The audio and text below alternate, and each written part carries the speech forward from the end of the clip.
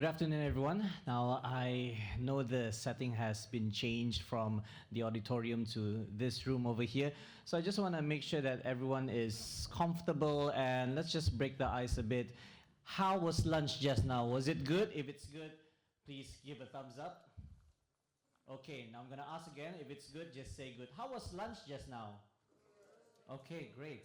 Thank you very much. Ladies and gentlemen, welcome to our masterclass here for Unravelling the Global Climate Litigation Landscape in collaboration with Client Earth and the Bar Council. Now, before we begin, I'd like to warmly invite Tuan Haji Muhammad Ezri bin Abdul Wahab, President of Malaysia Bar Council, to say a few words as an opening remark. Over to you.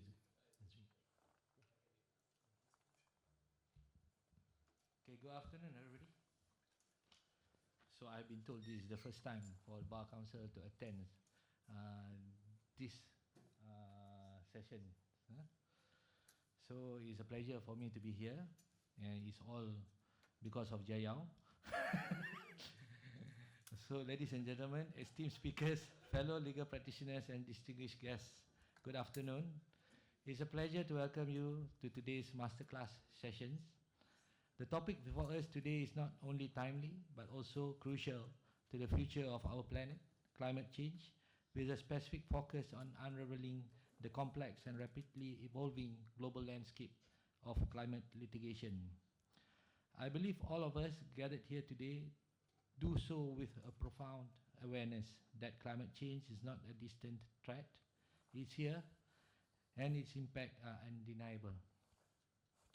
I view addressing climate change much like addressing dementia. There is no practical or effective solution or cure. However, the way we live our life, if there's a chance of delaying its impact, we should and will take it.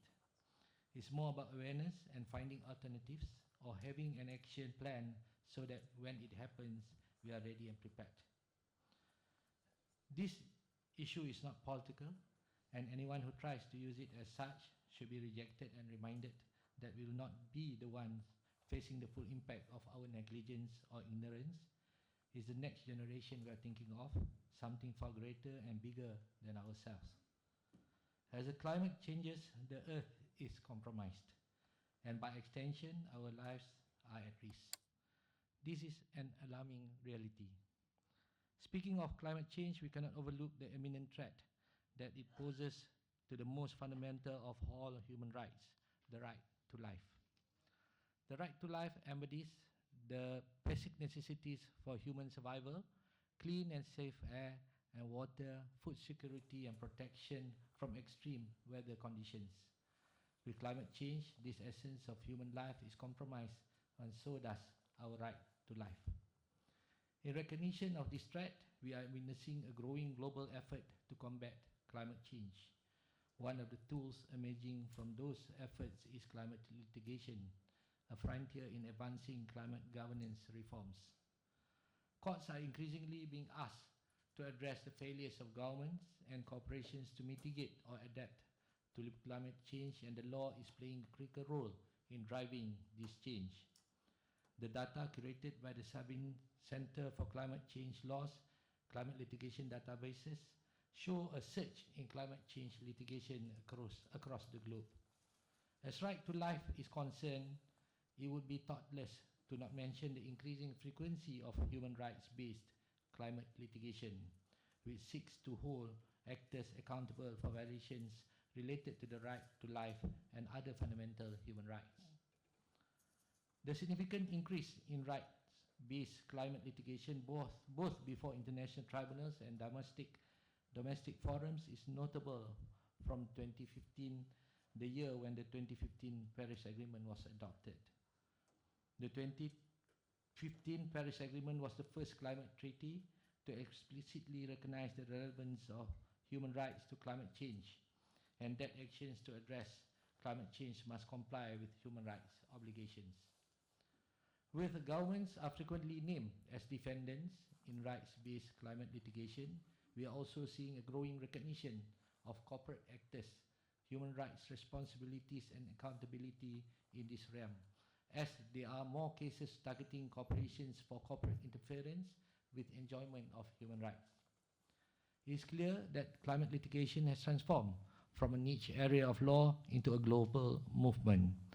It is now shaping policy-driving changes in corporate practices and raising awareness on an international scale. What once seemed peripheral is now a central element of the global fight against climate injustice.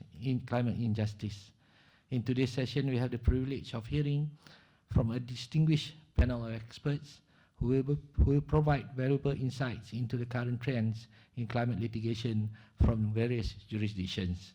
I'm sure we will all leave this masterclass with a deeper understanding of climate change litigation. Have a productive and engaging afternoon. Thank you. Thank you, Tuan Haji Muhammad Ezri. There we go. Let's give him a big hand. And before we dive into the panel session, I would also like to present to you a bit of an opening remarks by Tan Sri Tommy Thomas, the former Attorney General of Malaysia.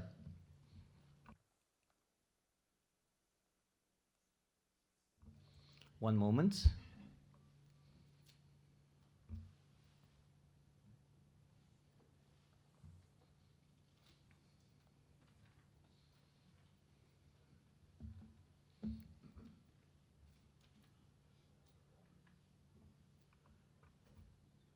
Now, in the meantime, if anyone feels like, I can see some of you are sitting at the back, if you feel like you need to come closer, please go ahead, don't be shy. Yeah? We have lots of empty space in this hall.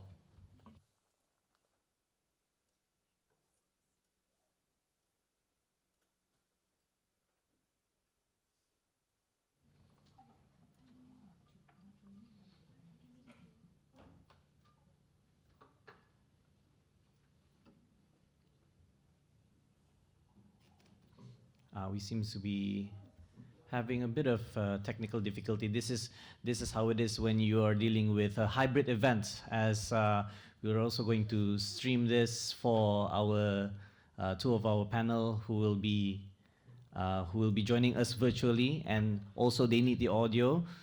It's a fight for audio at the moment, not fight for legal rights. It's a fight for audio rights in terms of the cables and whatnot. Let me just consult with the organizing committee whether what we should do, whether we should proceed or we should wait just a few more moments.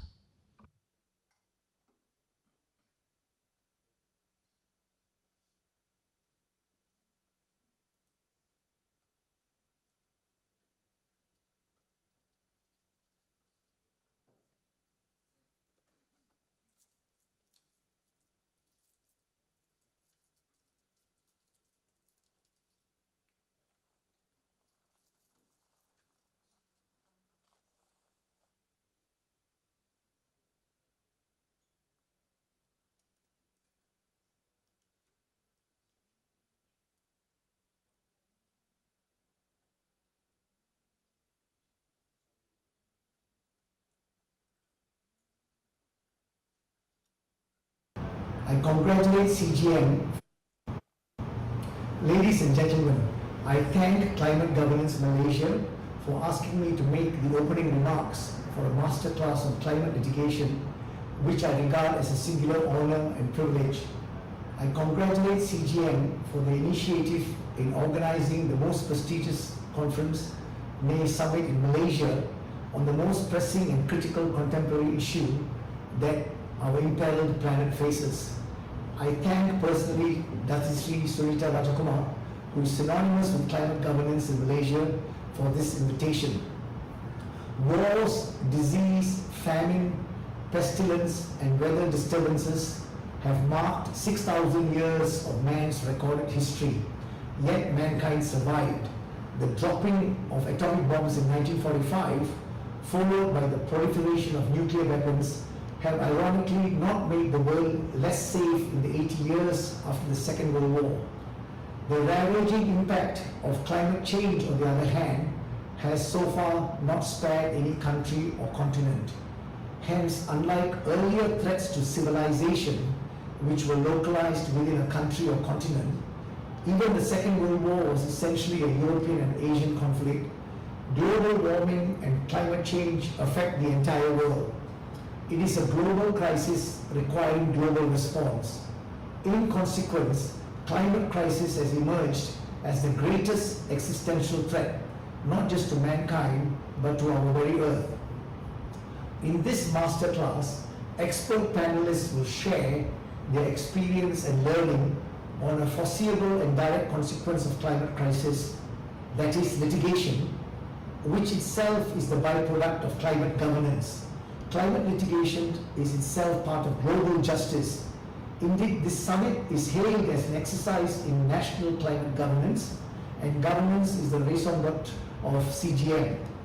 Regardless of their domestic political structure, all countries across the globe have a responsibility to take dominion over the environment in the widest sense of the term. Thus, the most totalitarian society on earth has equal responsibility over its territory as the most democratic. At the international level, all 200 countries and territories are subject to standards and benchmarks developed under public international law.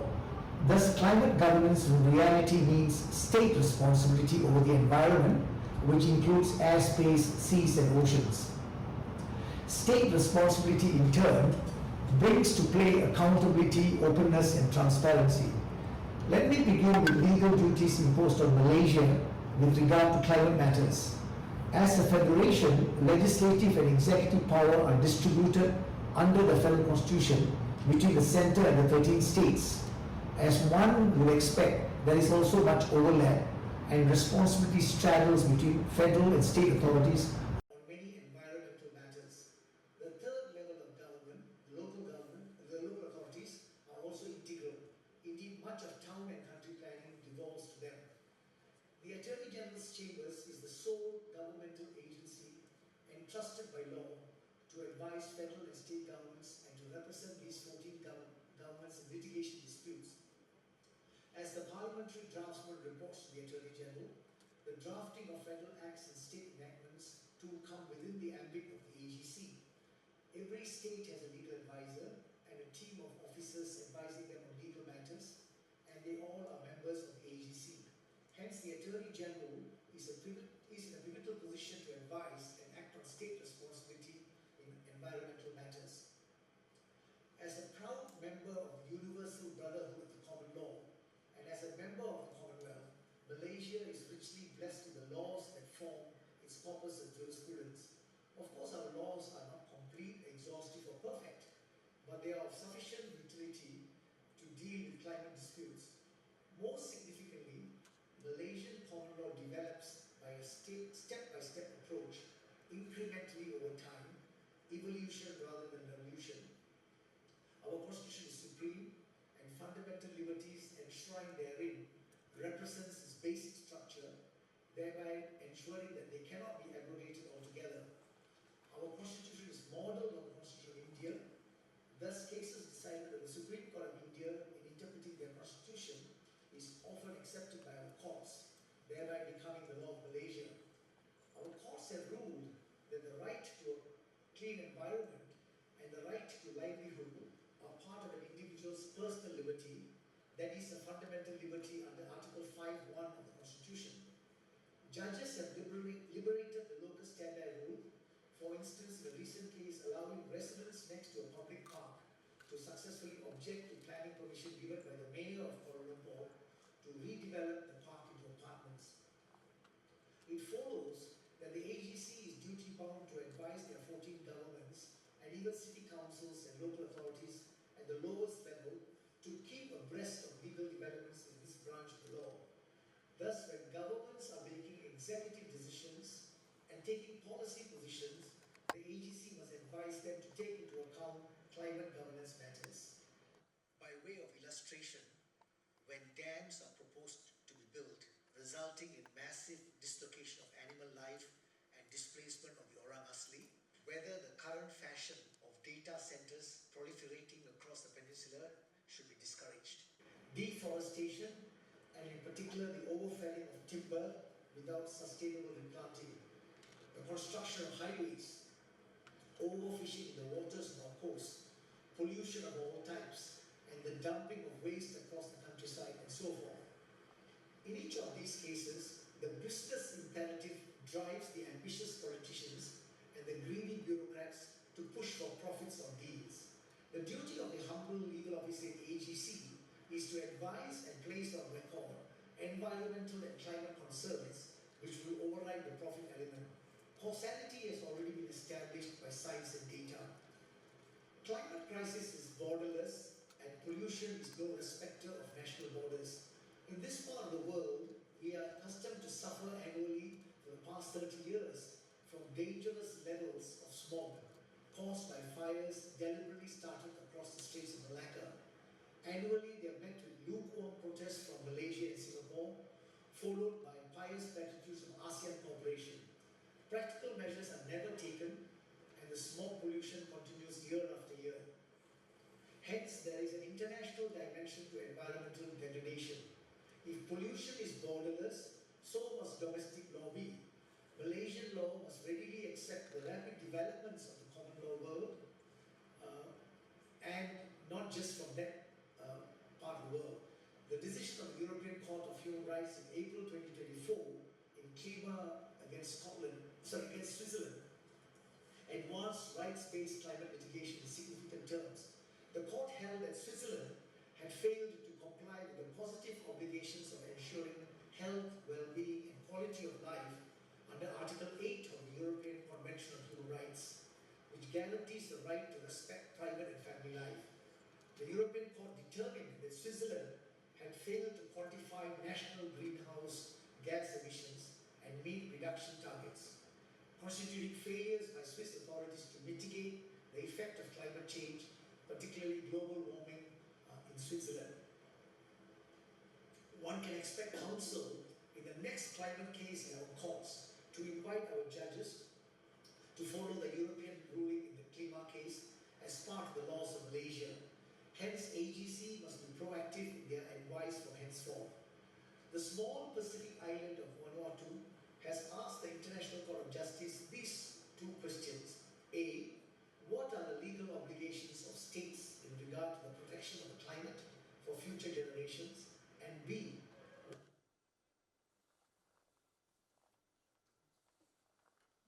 Alright, one moment.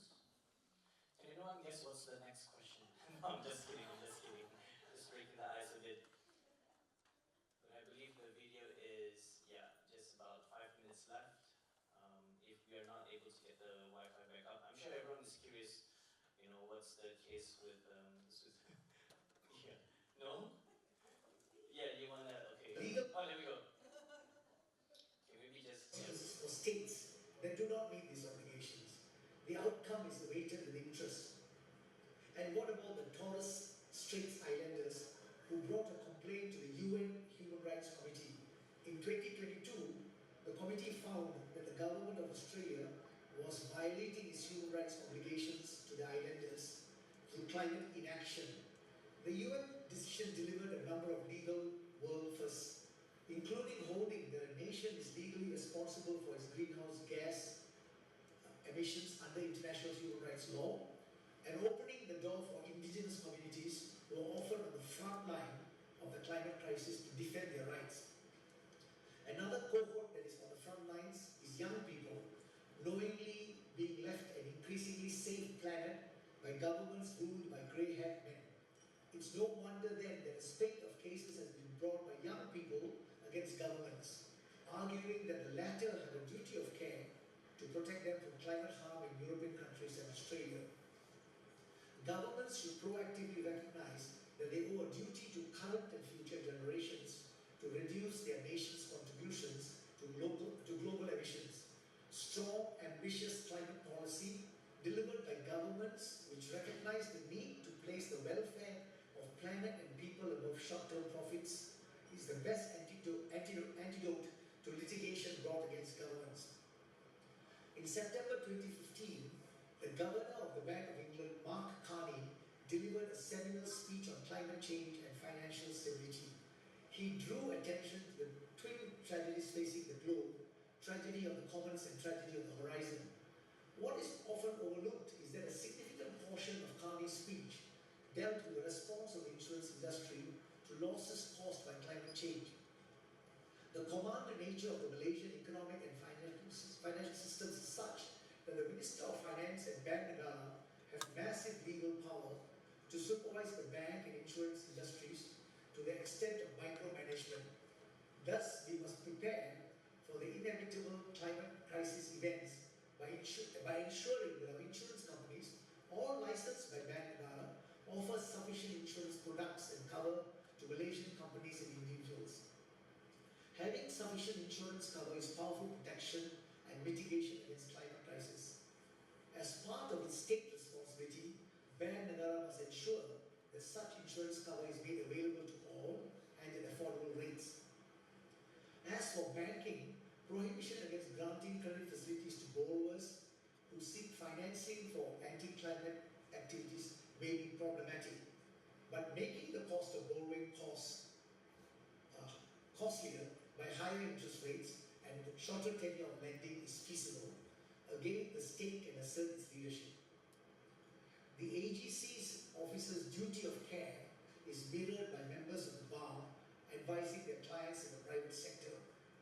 Lawyers in the private sector, the private bar, are duty-bound to advise their corporate clients that the sharpened accountability of directors individually and the board collectively means that directors may be personally liable for actions and omissions of the companies.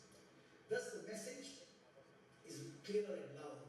It is incumbent on the legal profession in its widest ambit, judges, barristers, solicitors, law teachers, and in-house counsel, to be fully immersed in climate governance issues and to be ready to play their proper roles in the varied aspects of our profession. Paraphrasing President John F. Kennedy's celebrated challenge in his inaugural address in 1961, quote, "Ask not what the environment can do for us, but ask what we can do for the environment," unquote. Lawyers should be in the forefront of protecting, defending, and preserving the environment. The clarion call has been made, we must rise to it. Ladies and gentlemen, climate litigation is on the increase. According to a survey conducted by the Grantham Research Institute at the London School of Economics, 230 new climate cases were filed worldwide last year. Climate litigation is here to stay. Be vigilant. I hope participants at this session have an instructive, lively, and productive time this afternoon, and at all times protect your environment. Thank you. All right, can we give a big hand to Tan Sri, please, Tan Sri Thomas, former Attorney General of Malaysia.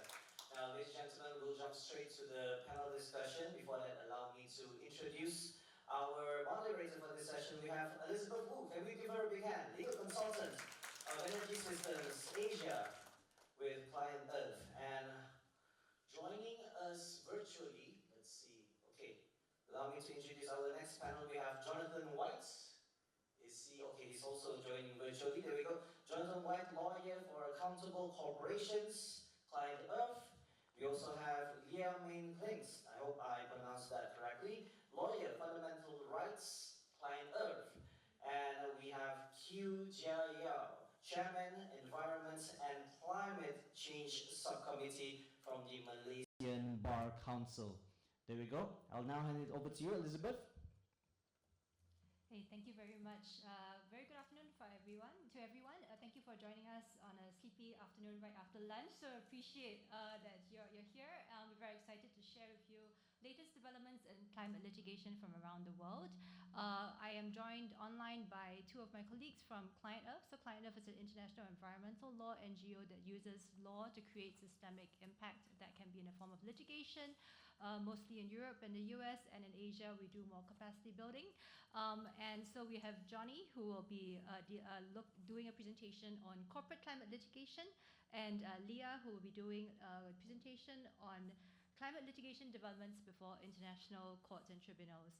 And we have Tiayao, who is an expert in Malaysia and Asia, who will be commenting on how climate litigation in Malaysia should or could develop, drawing on global examples. So without further ado, let me pass the time to Johnny to kick us off. Thank you very much. And initially, an apologies for my very scratchy voice. I'm coming to you from a cold morning in London and also from a cold, which I have. So I'm going to just try and share my screen quickly, and hopefully that will allow me to show you my slides. I can see you, Liz. Can you just tell me if you can see that? Yeah, we can see your slides and we can hear you Great. as well. Great, wonderful. So I'm going to speak about corporate climate litigation, and I'm going to try and essentially give you a viewpoint over the landscape of corporate climate litigation, which is developing very quickly in light of the situation that we're in as an Earth and as a people. And I'm going to do that by just jumping into two case studies of sort of examples of what this actually looks like in practice, drawn mainly from Europe. So to give you a little bit further background on who I am, so obviously my job title is a lawyer in the Accountable Corporations team. I'm a corporate litigation lawyer by background. I used to work in a commercial law firm for a decade or so before I joined Clientele. So I'm kind of a business lawyer by background. So the first thing I wanted to do was to just show people the general spread in climate litigation and how it has essentially increased as governance and awareness of climate change has increased. You can see the growth there, both inside the US, which is where a lot of litigation is, obviously, coloured in red, but also globally.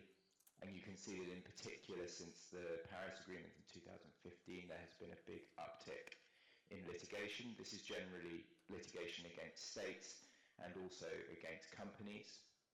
If we zoom in on cases against companies, you can see that it is becoming genuinely a form of governance, I think, in the way that it is spread across different sectors. You can see there the growth in corporate litigation only, and also the way that it spreads across different sectors with a constant focus on the green and white check colour, which is fossil fuel exploration, production and transportation, which is a big chunk in those charts.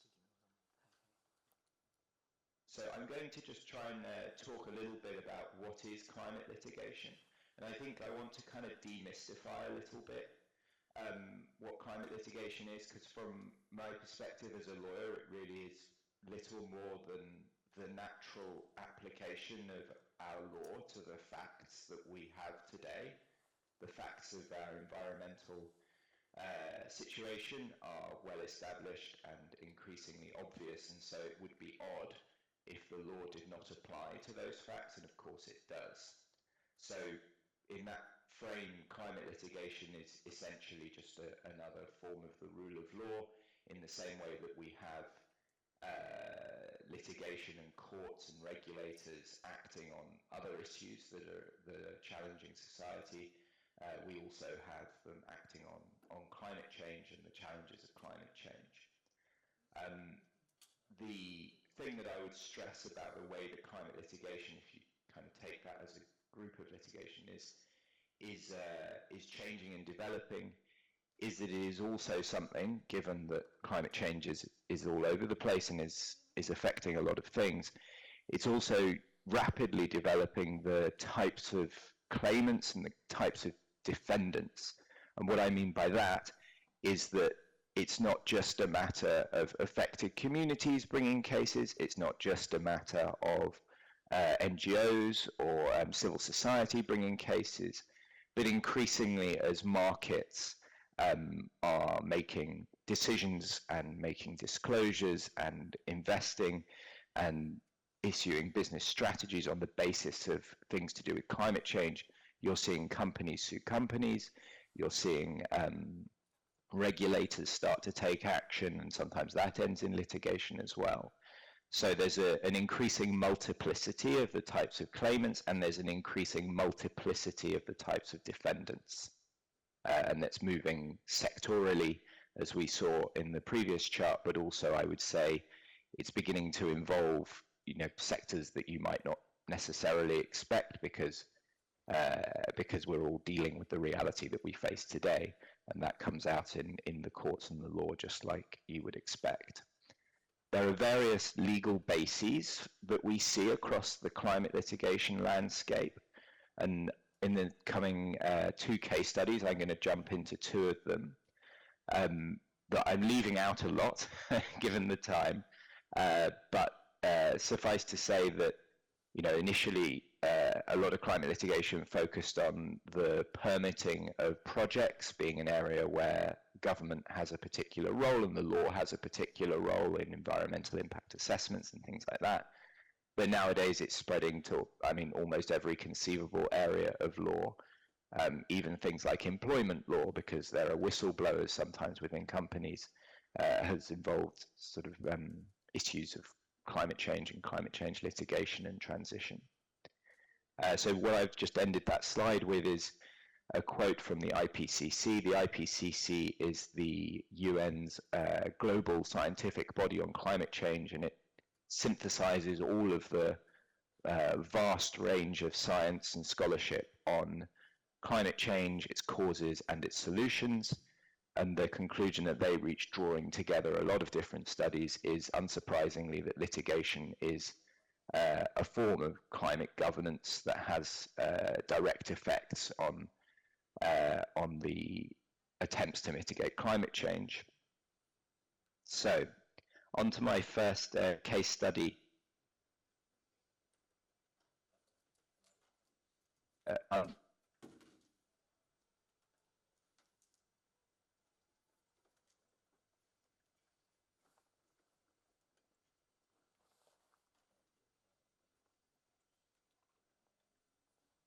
If it was not climate change, this would be in some ways quite obvious. If A harms B, then there is often a duty of care, there is often a right of remedy that can be brought under national law and through courts. And so these types of laws and this principle is increasingly being applied to climate change, which has differentiating qualities, but also many similar qualities with other types of harmful conduct. So the case that I'm going to start with is a very famous case that that was in the Netherlands, where a judgment was issued in 2021 by a first instance court. It was a claim by a group of NGOs and a large number of Dutch citizens brought against the oil and gas major Shell. And essentially it's an unlawful endangerment case. So that's the kind of ordinary tort law basis. Dutch tort law is not quite the same as other tort laws, but it's also fairly similar. One element of it that is perhaps unusual, I would say, is that it has quite an open textured nature. There is what's called an unwritten norm, which maybe is similar to common law, tort law in the way that it develops incrementally, but is perhaps a bit more open textured. And in this case, the claimant argued and the court accepted that that tort law duty of care had to be interpreted in light of the facts of climate change, and in light also of international human rights law. So the introduction to this session talked about the relevance of rights-based litigation, and also with corporates, and this was exactly a case in point of that, where international human rights law was very much the conceptual basis for a lot of the thinking that the court used when it was interpreting its own national law.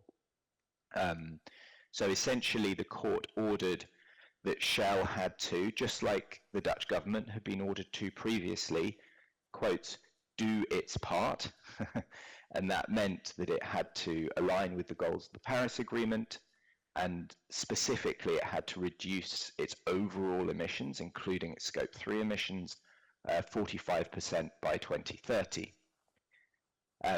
So what we've seen following that case is that in the usual way of climate litigation and other forms of litigation as well, is that there's been a cross-fertilization.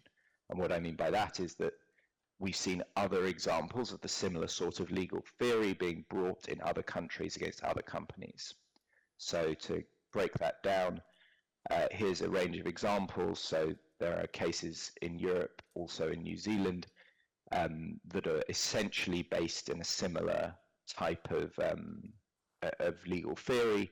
using national tort law, taking climate change governance, the Paris Agreement, international human rights law, and applying them all together to reach a claim for an emissions reduction obligation, a near-term one by 2030. There are various cases there, and they're all kind of in the early or middle stages of the litigation process. For common law lawyers, I'd highlight the New Zealand case as a particular example. A lot of these cases have been civil law, but the Smith and Fonterra case in New Zealand is an excellent example that the common law is not actually necessarily different in the way that it applies to these sorts of facts. And then finally, I just highlight that this prevention of harm and international human rights law principle is also being brought against finance companies.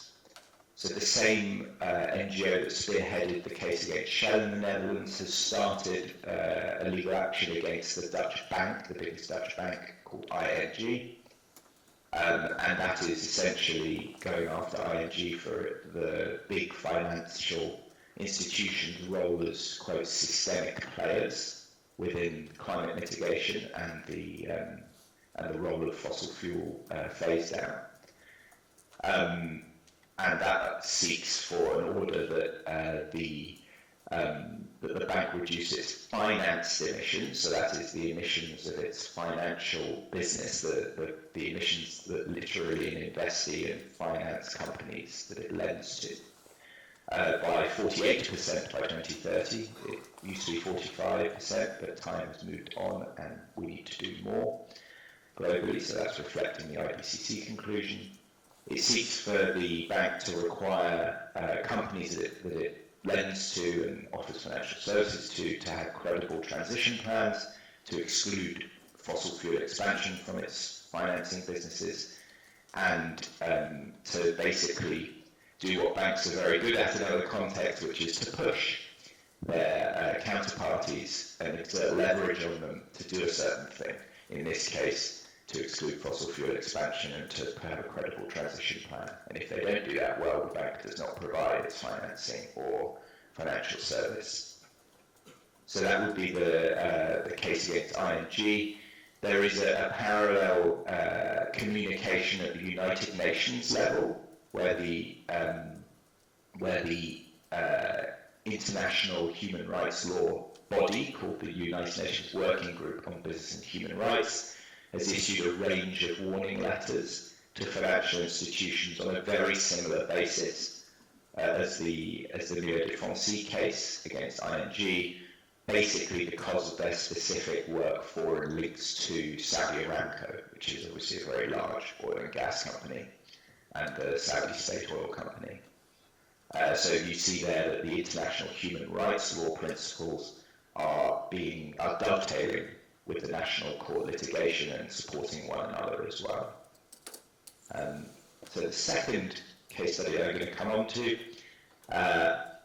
is basically about the role of the law when it comes to information integrity. And information integrity may seem less relevant in some ways than getting a court to order that a company actually acts to reduce emissions. But experience of trying to see how the world deals with climate change has taught us rather differently. Essentially that a lot of the information tactics that companies with a very deep vested interest in the fossil fuel business have been seen and have been very well studied to have been very effective at delaying action on climate change through the latter half of the 20th century. So I'm talking about the kind of climate denial campaigns that companies, particularly in the US, were very successfully putting into place.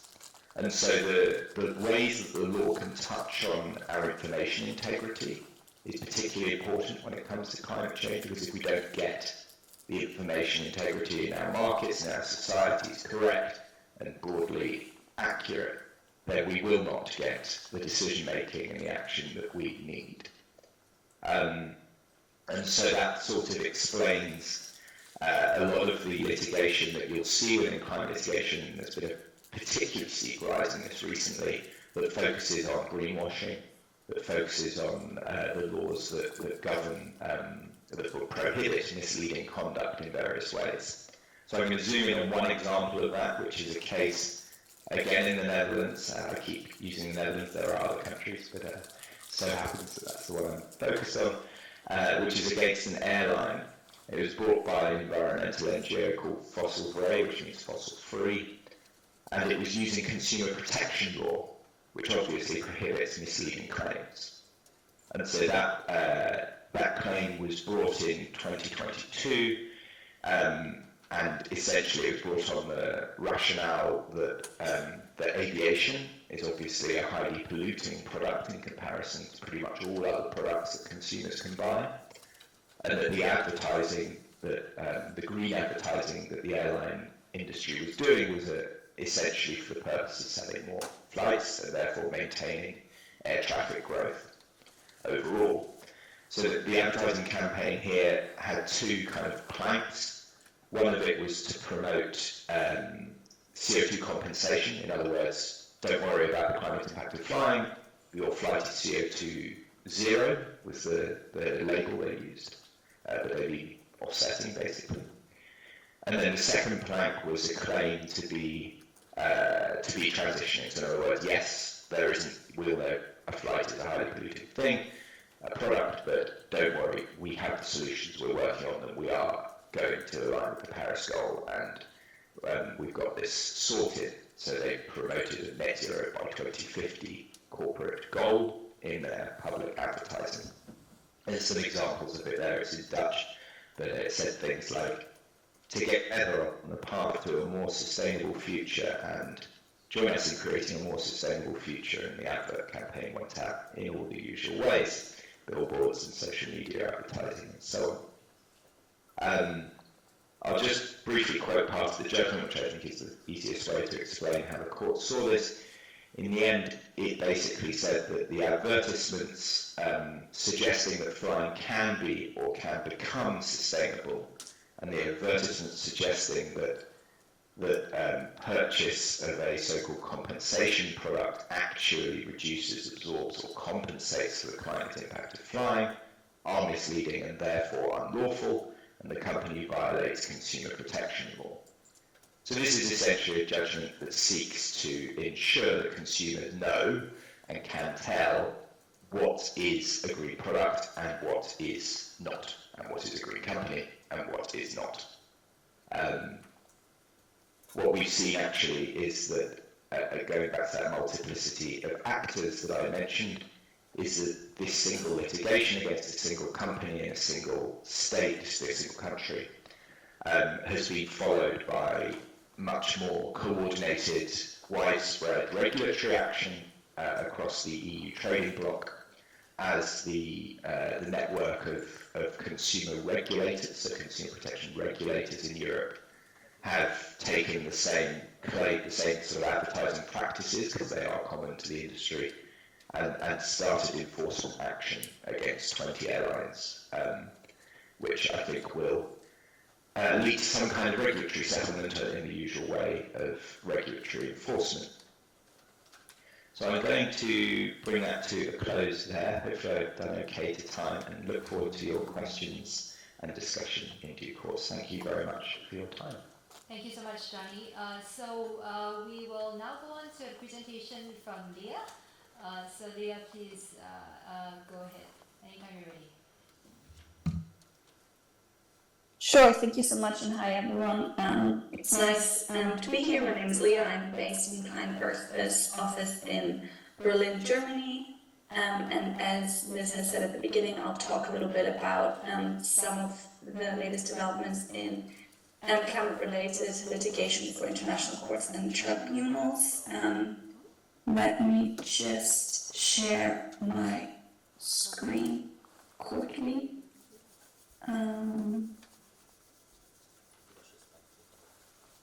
Okay. Perfect. It looks like it's up. Yes. Okay. So I want to start out by talking about some of the developments before some of the largest and most well-known international courts. We currently have 3 advisory opinions, either pending or already decided by an international court or tribunal. The first one was a December 2022 request to the International Tribunal for the Law of the Sea, and that request came from the so-called Commission of Small Island States on International Law and Climate Change. That commission was formed at the tail end of the climate COP in Glasgow, and as they sort of have stated, born out of the frustration with the COP process and the political deadlock. The commission was formed by 2 small island states, Antigua and Barbuda and Tuvalu, and has since been joined by a number of other small island states. Their request was submitted in, as I said, in December 2022. The written deadline was in the summer of 2023. Oral hearings took place last September, and the final advisory opinion was handed down this May. And I'll talk about that a little bit later, but I just kind of want to give a brief overview first. Then there's also a request by Colombia and Chile to the Inter-American Court of Human Rights, which is the regional human rights courts. The written deadline for that was in December 2023. The oral hearings concluded this May, and the advisory opinion, the final advisory opinion, is expected in some point of 2025. And then the final advisory opinion before the International Court of Justice was born out of a student movement in the Pacific Islands called the Pacific Island Students Fighting Climate Change, that took their concern and sort of their idea to the Republic of Vanuatu, so the government of Vanuatu, who kind of took the call to the United Nations, formed a group of core states in support of a United Nations General Assembly resolution asking the International Court of Justice for an advisory opinion. That resolution was passed March 2023. The written submissions for this process have just concluded, and the oral hearings for the advisory opinion are set to begin in December of this year. All these 3 advisory opinions seek clarification on the content of state obligations under these various international treaties and regimes. Why now? Why seeking clarification? I think it's important to remember that these international treaties and regimes, so be it the Law of the Sea Convention under ITLOS, the American Convention that the Inter-American Court of Human Rights oversees, and then the questions that are put to the International Court of Justice seek clarification on sort of the whole breadth of international law, listing a number of international human rights conventions, amongst others, and all of these kind of predate global awareness on climate change as well as consensus to act on climate change.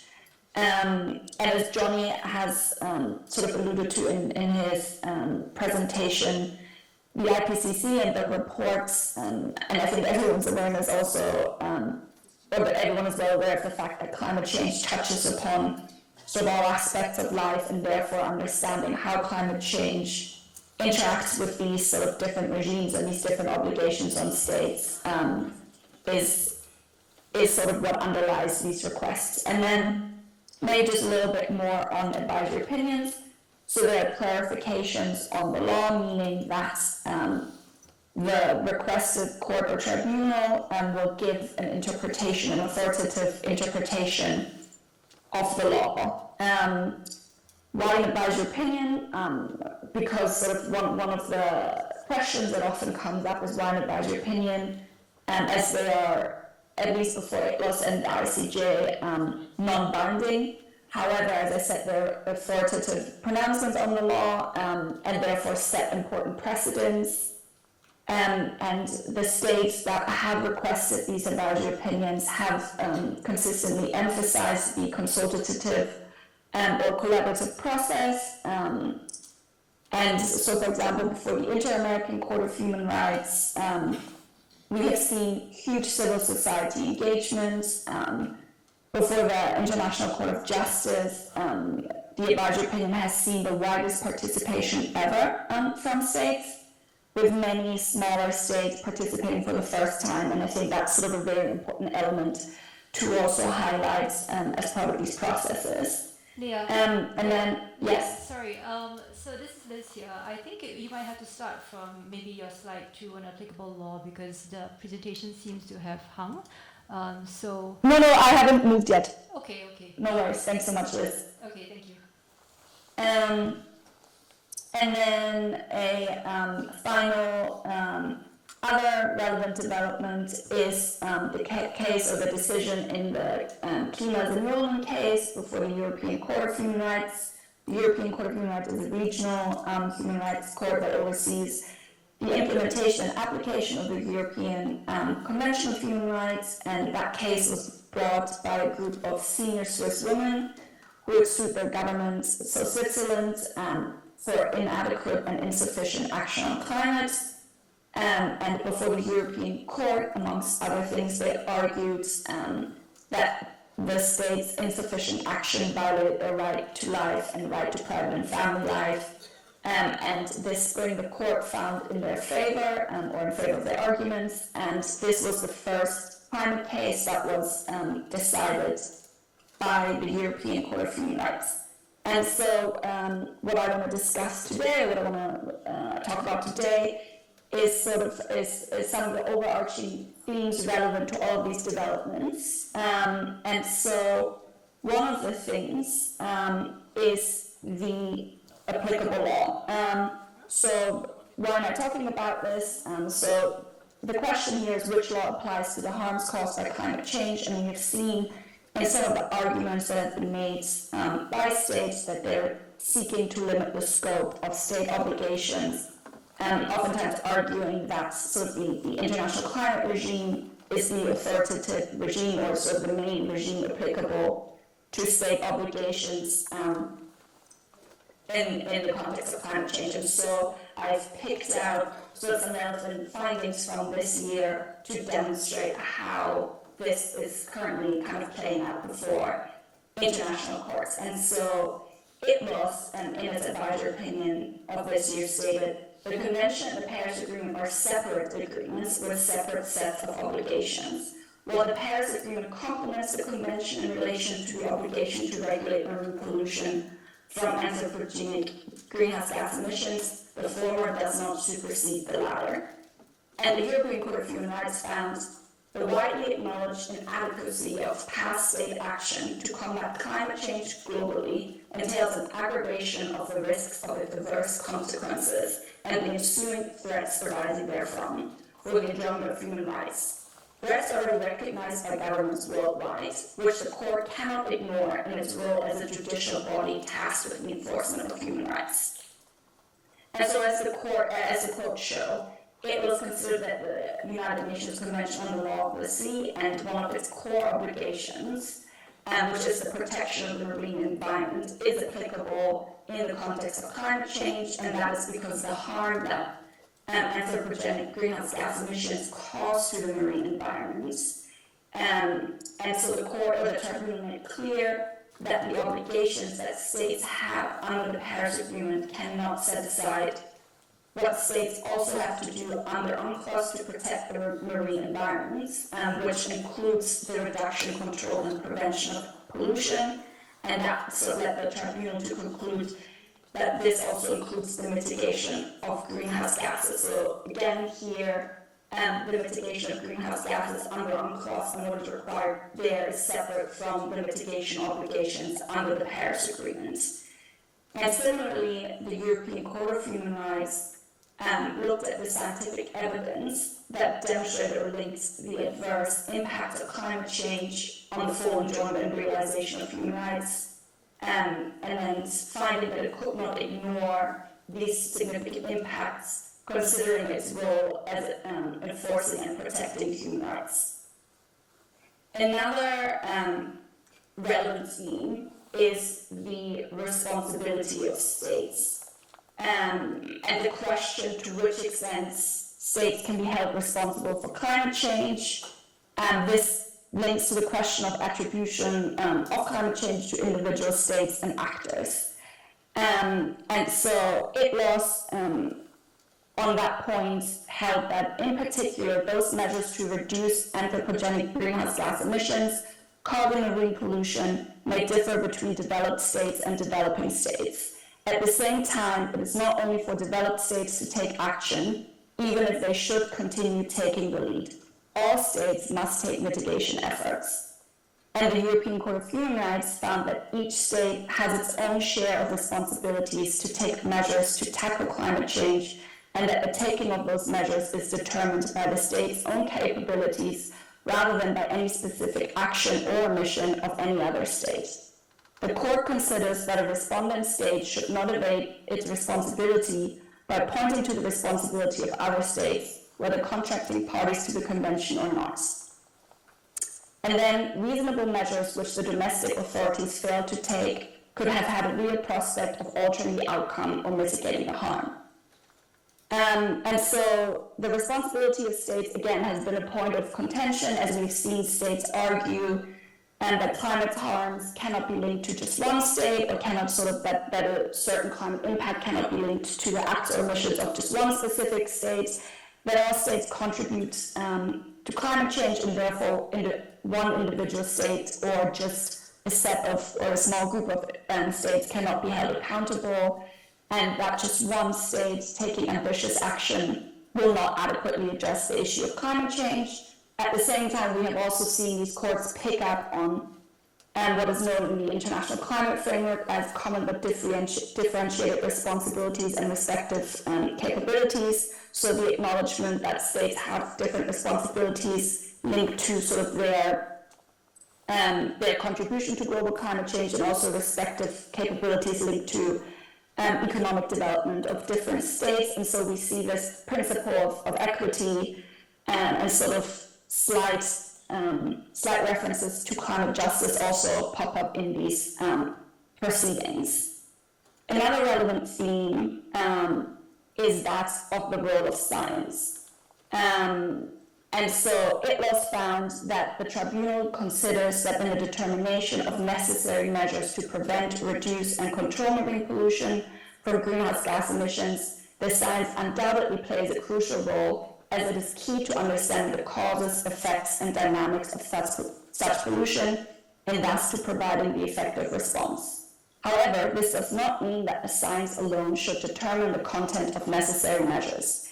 In the tribunal's view, there are other relevant factors that should be considered and weighed together with the best available science. And the European Court of Human Rights found that the court needs to take into account the existing and constantly developing scientific evidence on the necessity of combating climate change and the urgency of addressing its adverse effects, including the grave risk of their inevitability and their irreversibility, as well as the scientific, political, and judicial recognition of a link between the adverse effects of climate change and enjoyment of various aspects of human rights. And so why is this important, why is this relevant, is because many, including Climate Earth, advocate for the importance of policy and legal measures reflecting science, reflecting scientific evidence and scientific awareness, and these measures being updated in line with the best available science. And this is important for the reason that the science tells us about the urgency to act, about the adverse impacts already occurring, but also what's the different pathways that we can that are presented in the IPCC reports that tell us what different government action and different temperature pathways will lead to in terms of future impacts. And so what we've seen in these proceedings is that most states acknowledge the authoritative nature of the IPCC reports, which helps in underlining the general awareness of the urgency to act, but also the inadequacy of current global action to adequately address climate change.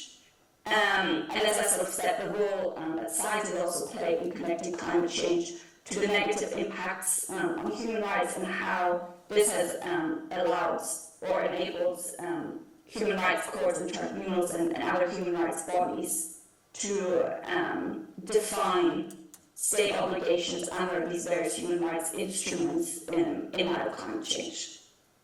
And then one final point, or one final thing I want to address is our due diligence. So due diligence is a standard of conduct used to assess whether states have acted in compliance with their obligations. It's often understood or defined to be a threshold of a responsible governance. And so the findings made by both courts in this regard are very significant. It was found that it considered the standard of due diligence, or that the standard of due diligence states must exercise in relation to marine pollution from greenhouse gas emissions needs to be stringent. And the European Court of Human Rights held that sort of states, an obligation that rested on states, was whether the relevant greenhouse gas reduction targets have been updated with due diligence and have been based on the best available evidence. And so these are relevant because, first of all, they demonstrate that these courts consider that the harms caused by climate change are severe and therefore require states to be more ambitious in their action. And that while states, and that's specifically if you look at the key of the owner statement of both courts provided this in their analysis, that while states enjoy a margin of appreciation or discretion in what measures they implement and how they will implement these, this discretion is limited by considerations of the best available science and objective assessments, so external assessments by courts of whether states have conducted themselves with due diligence. And these findings are really relevant again because they set limits to the margin that states are afforded in deciding on what measures to take. And that sort of links back to the previous point I made on the relevance of science and the importance of policy measures reflecting scientific awareness. And so, in concluding, I just want to highlight a few kind of why I chose these and why these are important. So, taking all this together, and taking these developments into consideration, it shows the relevance of international law and therefore international courts in addressing climate change. These recurring themes across the different proceedings demonstrate interlinkages in the international legal system and between these proceedings, but also the recurring challenges in adequately addressing climate change and bringing such cases. And then finally, a point that I want to highlight is that all these proceedings show that actors, so in small island states, students, senior women, they're oftentimes not at the forefront of policy making, legislative decisions, so on and so forth, are bringing these claims, are bringing these measures. And they're also some of the actors already most impacted by climate change, and that are using the law as a tool to fight for their rights and protect their rights and also the rights of future generations. And I will leave it at that. Thank you so much.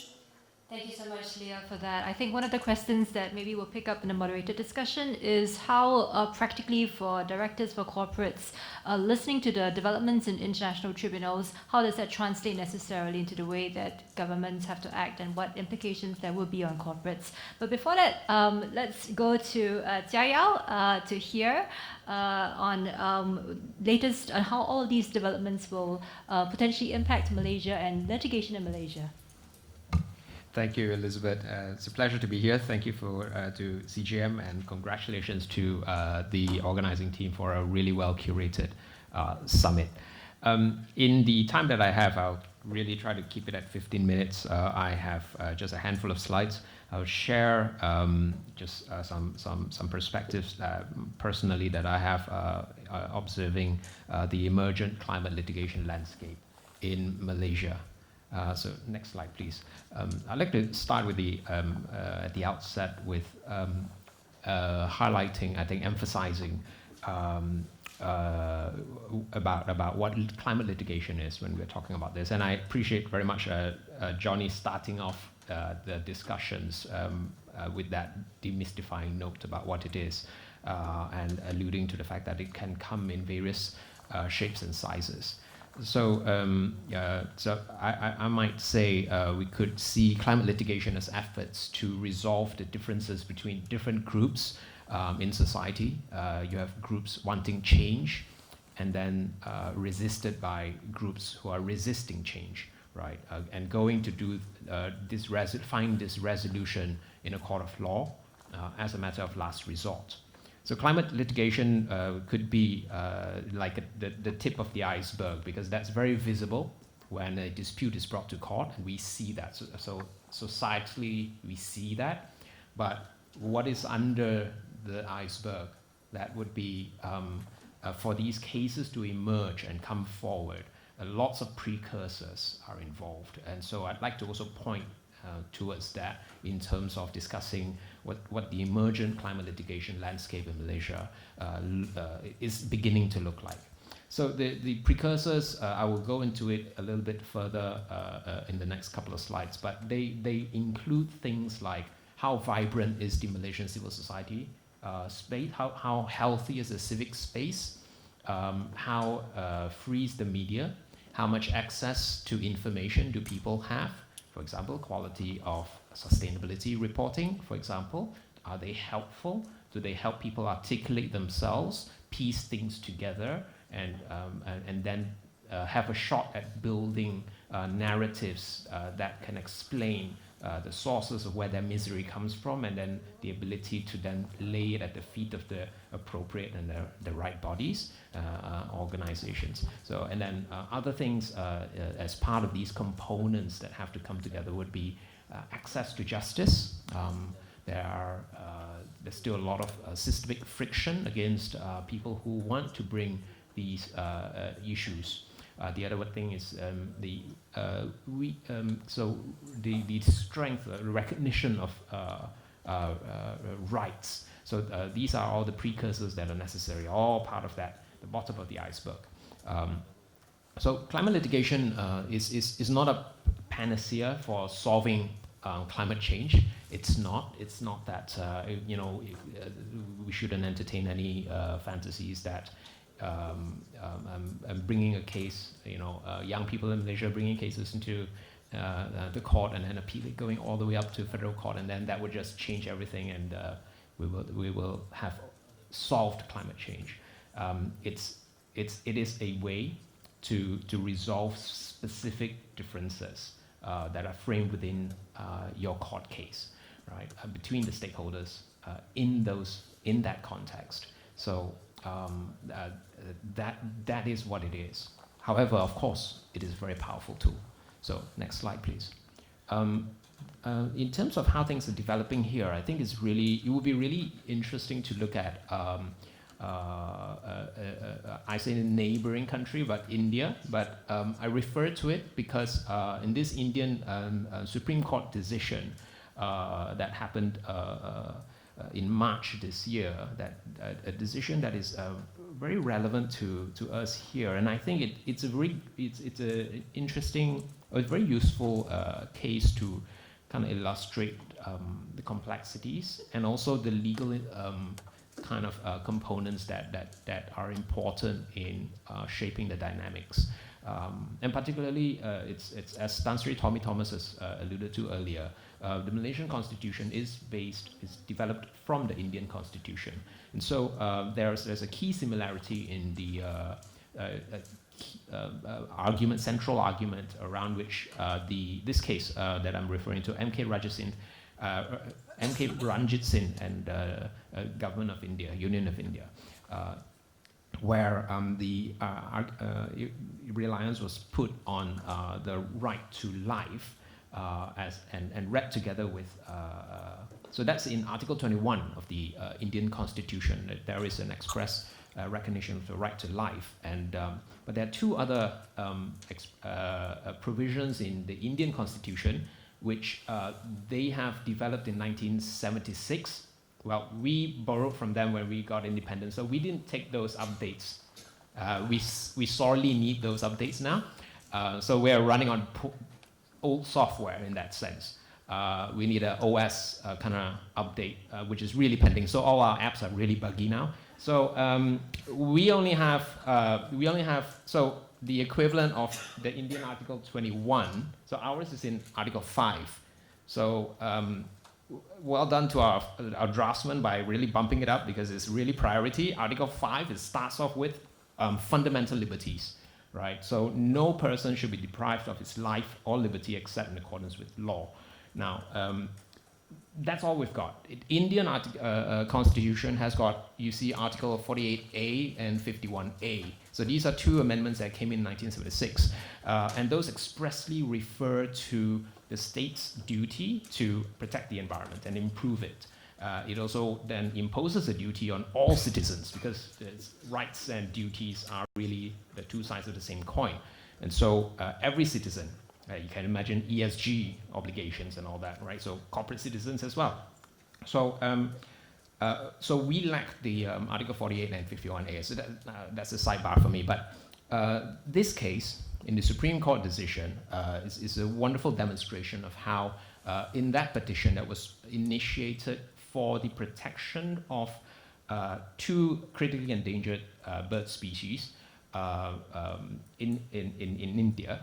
And the case was about against the construction of overhead power lines that would otherwise really harm the ecological habitat for these endangered species. And so the recommendation earlier was for these overhead power lines to be embedded underground.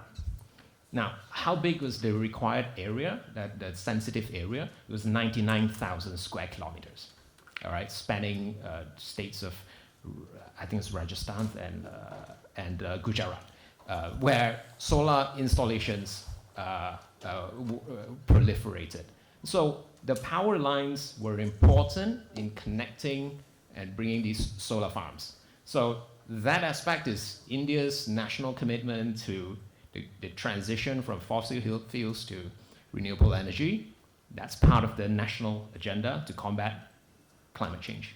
But here was a biodiversity need and a concern to preserve this habitat. But the cost of embedding these kilometers and kilometers of power lines underground would be very expensive, render energy insecurity because it's difficult to fix, a lot of technical issues. It also then creates new problems for creatures living underground. So it also harms the habitats for other creatures. And so the Supreme Court found itself playing this delicate role of balancing the different interests. And I highly recommend that we read the judgment. It was beautifully put where the court emphasized that it's not one right against another. The balancing has to be delicate. It has to be nuanced. The court demonstrated self-awareness about that it is kind of wielding a sledgehammer in terms of the, well, not in their term, these are my words, but it demonstrated that kind of nuance where at the end of the day, long story short is, the judgment was, it ordered for a formation of an expert panel that was diverse, that was scientifically informed, that has other stakeholders and all that, and they would then report back to court. So a very interesting a case in which these different interests were looked at together. So the highlight in terms of the right to life, the right to a clean and healthy environment, were brought to life in M.K. Ranjit Singh is interesting for us. So to maybe just jump to, yeah, right here. So there's some interesting, very powerful statements in the judgment about the importance of a clean environment in which the right to life is necessary to realize that right, a life of dignity. Yeah. So it also emphasized on the importance of different constitutional rights that must be considered, and bearing in mind how different segments of society would necessarily be affected, and sort of mapping out that and bearing that and taking that on board. So incredible bandwidth that was demonstrated, and I think that will be something to, in terms of seeing, that's where we want to go as a jurisdiction here in Malaysia. So let's look now to where Malaysia stands. I think I have 5 minutes left. So analysis of Malaysian landscape. I just say 2 days ago, we the Malaysian Bar were in the federal court, and it's not a climate litigation case, but it's probably the first time where I can't speak for the history of the federal court, but it's the first time I've heard the right to life under Article 5 argued in an environmentally related case, right? So we've argued it in here. It is a preliminary aspect where we were asking for permission to appeal to the federal court proper. So the federal court granted, and it said, it acknowledged that there were serious issues to be considered. And well, it didn't say anything about the right to life, but it was argued. But I point to this case as an interesting a case in which I think it relates to due diligence as well, because two of the respondents involved in this case are property developers. I think it has to, so it really talks about due diligence. Here in this case, they got good title. They've got a good title from state, because the state, what basically this case is brought by two NGOs challenging a backdated de-gazettement of a permanent forest reserve in Shah Alam. So the public only knew about it 20 years ago from the purported decision by the Executive Council to de-gazette that permanent forest. They didn't comply with the last but critical stage of the National Forestry Act, which is for the accession of a permanent forest, you must gazette it, right, for public consultation. But they did not do that. So 20 years later, they did some housekeeping, and then they said, oh, let's publish this gazette, and the gazette announced the decision from year 2000. So the challenge was brought within time from the 2022 publication of gazette. So in the lower courts, the judges felt that you should have challenged it from year 2000. Of course, the NGO said, we didn't know about it because it wasn't published in gazette. So that was the issue around that judicial review. So for reasons I won't go into, the High Court dismissed their application for judicial review. Court of Appeal, unfortunately, affirmed the High Court's decision. So that's how we ended up at the Federal Court. And so on Monday, we got permission to go ahead with the Federal Court hearing. Now, so the Selangor state government, having fancied itself to have legally excised those lands, have then gone on to issue individual titles to develop property developers, and so so this is a mess. This is a mess, and so the federal court on Monday also kind of turned to the NGOs and said, so what are you asking for? Are you asking for all these titles to be declared invalid? Which was a very difficult discussion. So it is a bit like the Samantan issue that we are seeing in terms of basically just a poor failure of rule of law of government going about mismanagement of land and alienating land without going through the appropriate, the lawful requirements. So it's a climate litigation could have arisen from here, although so we didn't frame it as a climate litigation purely because Lee Council decided that looking at the judges, so litigators would know. You look at the judges, you lean on the points that you think would resonate with the judges. And so we leaned on federal constitution, right to life. And maybe that didn't seem like that was getting too much purchase, so we didn't press on into talking about the UNFCCC and other climate change obligations. But, well, maybe that was enough to get over that threshold. So I'm just using this to illustrate. Moving forward, I think key factors shaping climate change litigation development here in Malaysia would be I would pay attention to these few things. I think they will shape this. So one is civil society vibrancy. That's what I talked about in terms of freedom of association, how societies can be free to come and form and organize themselves and act without intimidation. Right? So that availability of that civic space for groups to come together, that's really, really important. So you can have two NGOs that can get their act together, can really mount a sustained case and go all the way to the federal court. So civil society is really important. We need to nurture them, not suppress them, and treat them as busybodies. Access to information is a really key component in this. So we, of course, have been talking about the law ministry. Well, I'm just shortcut the name. Has been talking about the development of a Freedom of Information Act. That's still in the pipeline. It looks like it still take a long time. Ironically, the Selangor state has got a Freedom of Information Act.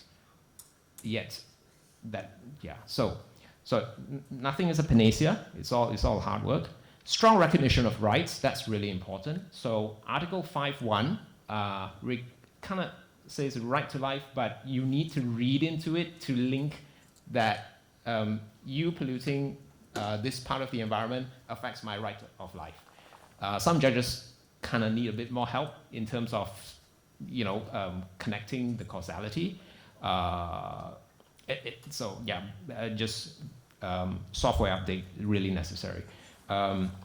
So Article 5 is something, an amendment to the federal constitution would be very strategic in elevating environmental concerns from areas of discretion into areas of duty for state actors. Lack of laws on climate change, we're still waiting for, NRES has been talking about coming out with a climate change bill. They say next month, we'll see. Lack of updated laws on the protection of environment, our Environmental Quality Act 1974 seriously needs to be revamped. The ministry's been talking about coming up with an Environmental Protection Act. So instead of throttling down pollution, protection regime instead.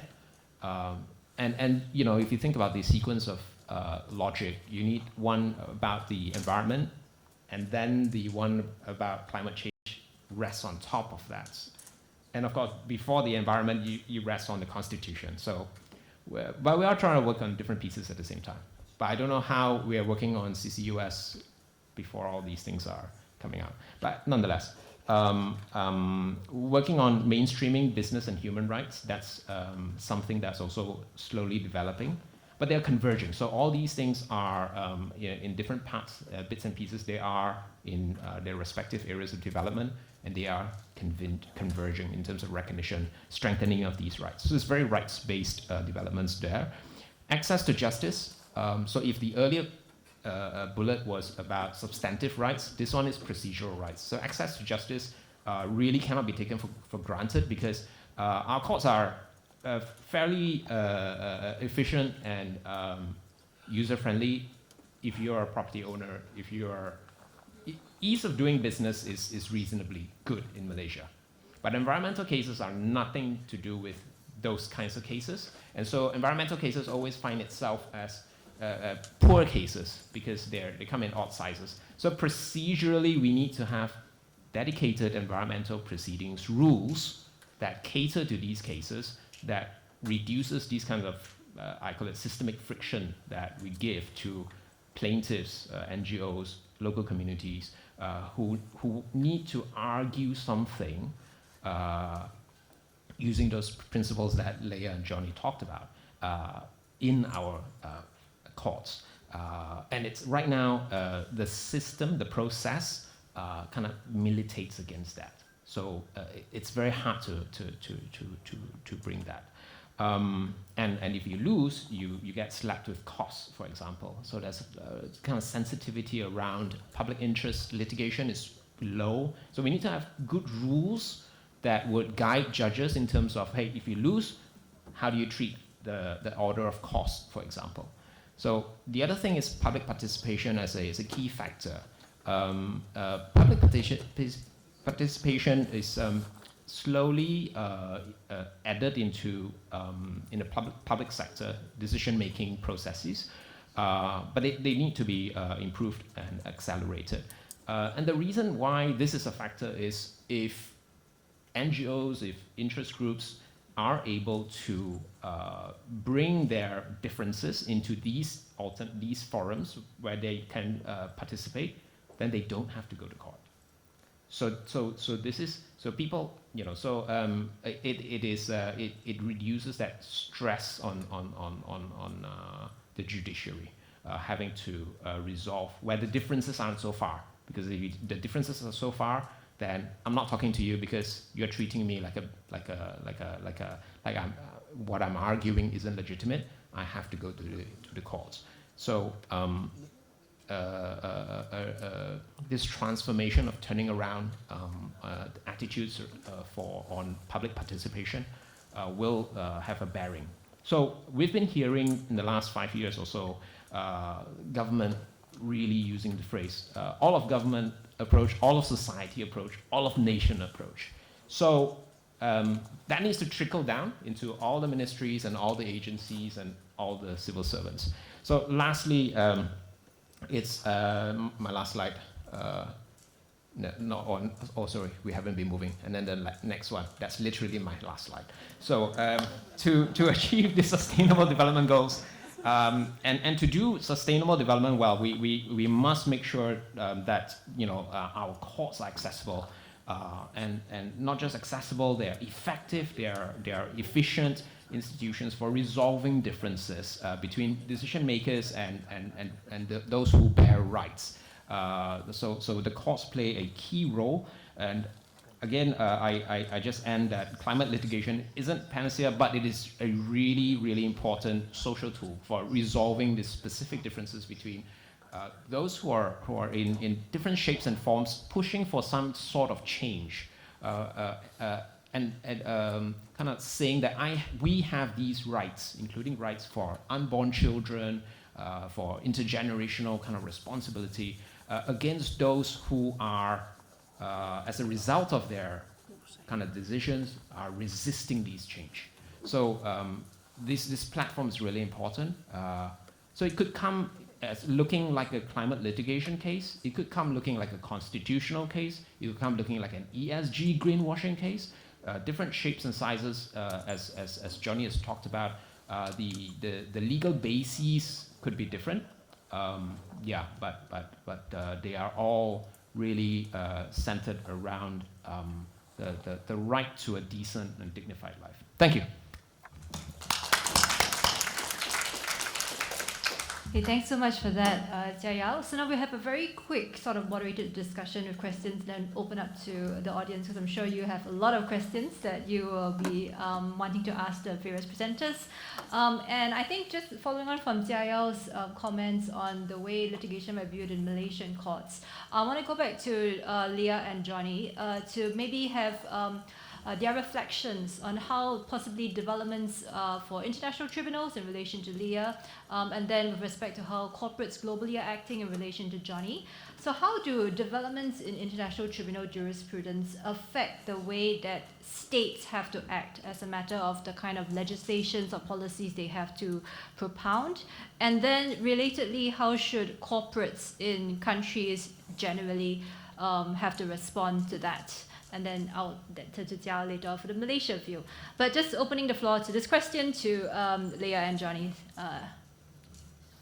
Sure, thanks so much, Liz. So I'll just start off on that. So the findings of these courts that states have obligations to act on climate change, including mitigation obligations, is directly relevant in the context of the state duty to regulate, and so or sort of supports the state duty to regulate. And this is because states have to take measures that are effective, and so considering the role that corporate actors play in the global world, but also the significant contribution of such corporate actors to global greenhouse gas emissions, means that where states are required to further reduce emissions and implement corresponding policy measures, legislative measures, so on and so forth. And that must and does include corporate actors and the importance of regulating the conduct of such corporate actors. And then maybe a little more specifically, so the advisory opinion of the International Tribunal for the Law of the Sea actually also address environmental impact assessments. And so it said that environmental impact assessments on the or of activities that negatively affect, whose greenhouse gas emissions negatively affect the health of the marine environment must include cumulative impacts. Because kind of looking at some activities in isolation is not enough, because most, or not most, but many activities produce significant effects once they are evaluated in interaction with other activities. And so cumulative impacts is interpreted, or can be interpreted as downstream or scope 3 emissions from projects.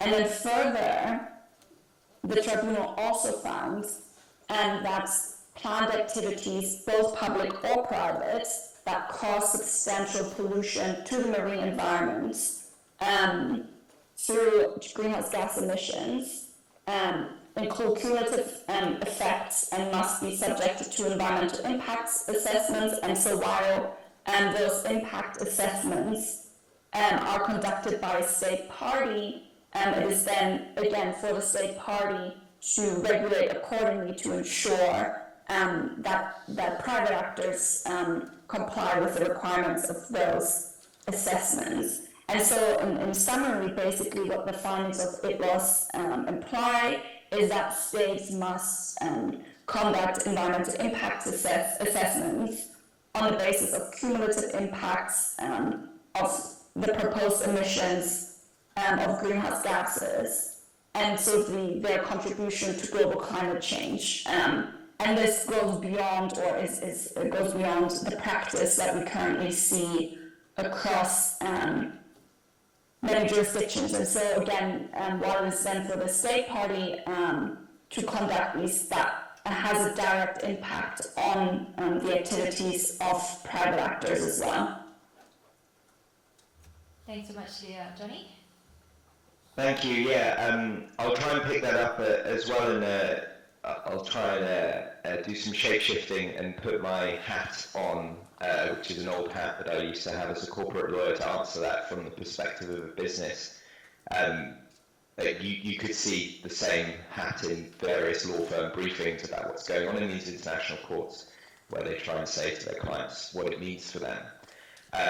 As Leah explains, the courts are looking at a high level. They're looking at the kind of duty to regulate, the duties that countries have under the Paris Agreement, also under international human rights law, to kind of put in place frameworks and policies that are aimed to protect human rights and to avoid their infringement from climate change impacts.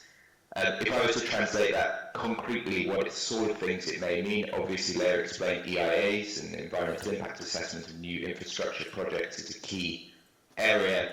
I'd also say that it goes, very wide over state policy, and examples of litigation cases that we've seen kind of indicate what these areas are. There are things like action in regulated markets, like markets for energy, on pricing, on the way that those markets are designed. It's action on things like fossil fuel sort of vehicle or heating appliance phase outs. So, in the UK, for example, there's a policy to ban petrol cars from 2035, which obviously is a signal to the market, that kind of policy. It's on state-owned enterprises. We see actions on that, because obviously that's an area where the state has a big role in business. So you can think of various sorts of those. It's financial markets and the various regulatory instruments and regulatory roles that states have in financial markets through prudential and supervisory regulators. And finally, in particular, it's law around transition plans, so law and regulation requiring companies to either disclose or to substantively adopt a transition plan when they are larger companies, for example, that have the wherewithal to begin that process first. So all of those things are the sorts of examples of how this may interact with corporate activity. And then finally, I would say that in terms of the sort of indirect relevance to corporates, it's very obvious that the principles in these big international cases and the types of law that they're dealing with have a sort of direct relevance, sometimes a sort of copy-paste relevance, sometimes a kind of indirect one to the cases that are brought directly against corporates. So to put it bluntly, the state law of human rights and the due diligence standard under that is relevant by analogy in some ways for the international human rights responsibility that companies have. And so you will see a kind of cross-fertilization between those two things. So ambition in an increasing kind of scrutiny in the state side tends to be correlated with similar sorts of analyses and action in the corporate side. Thanks so much for that, Johnny, as well as Leah. So just want to turn to TAL now and maybe get your views, kind of reflecting off what Leah and Johnny have said, on how regulators in Malaysia should perhaps respond to climate risk. I mean, you made some comments just now potentially about the way the courts are maybe looking at cases. And so do you have views on how regulators should respond, particularly in light of these global trends of climate litigation? So I think regulators have, so different from judiciary, so regulators have a kind of guiding role as well in terms of, there's a compliance element, but there's also a facilitating capacity building aspect, kind of like pointing where the players, industry players should go. So, and that is reflective of what the other stakeholders' interests are. So financiers, banks, employees, customers, markets, they all have shifting aspirations and demands and expectations. So regulators have, really have to be ahead of that curve and be good at laying down these longer term kind of policies, guidelines, updating their manuals, their SOPs, and because that translates into the culture and the climate, and it needs to be diffused into the sectors, into the subsectors, and then even within the sectors across the different disciplines, not just the accountants, not just the lawyers, not just the engineers, not just the HR, not just the comms team, marketing teams. So all these have to, so there is a lot of that translating what's happening in the bigger picture, not just at the international stage, but translating what's the reality on the ground. So like extreme weather situations, and then encouraging the local actors to as businesses to be entrepreneurs again in that sense, to improve their situational analysis, improve their grasp of reality, and shift and be strategic. So it's not just being compliant, but it's to be strategic, because I think regulators have a big role in ushering businesses here to also emerge as more competitive. Okay, thanks so much. So I'd just like to open to the audience now for any questions. Yes, I see one from the gentleman there. If you could turn your mic on, please. Hi, thanks, Jaya, for your insightful sharing on the Bukit Sraka case earlier. So my question is not so much on climate litigation, but it is a legal-related question. So we know in Malaysia how there's a federal-state divide as far as land jurisdiction is concerned, and I think the total amount of revenue state governments make is 10% of federal government revenue, and naturally state governments will exploit natural resources to generate revenue, right? So I guess my question is, do you think our current constitution exacerbates, land-related challenges within Malaysia? And do you think Malaysia will ever get into a position where amendments are made to the constitution and state governments can generate revenue from other sources besides natural resources? Thanks. Good to get some candid reflections from you on that. Yeah, that really is a governance challenge, the dichotomy between federal jurisdiction and state jurisdiction. So I think the long-term agenda must be the common future.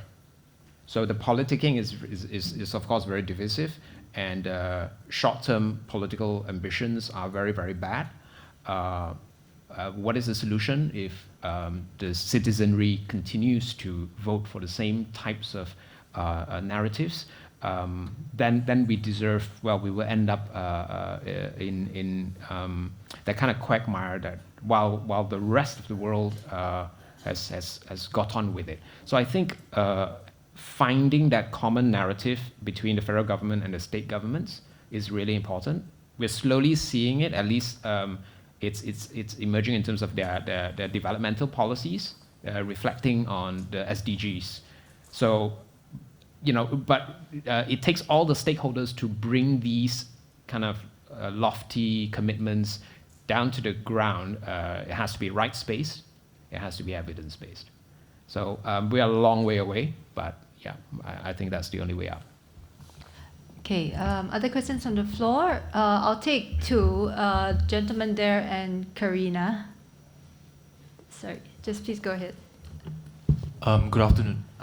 Wei Jet here, lawyer from Malaysia. Hypothetically, let's say I'm a public-spirited environmental NGO and we want to commence climate change litigation in Malaysia. Malaysia is a developing nation. It doesn't have a matured statutory framework like the UK or the Netherlands, where there's a prescribed greenhouse gas targets. It adopts a common law, like what Tan Sri Thomas says. It has a written constitution. What are the best practices across the world which Malaysia can learn from, given the limitations that we have? Because the premise of my question is that there are many angles in which we can approach climate change litigation.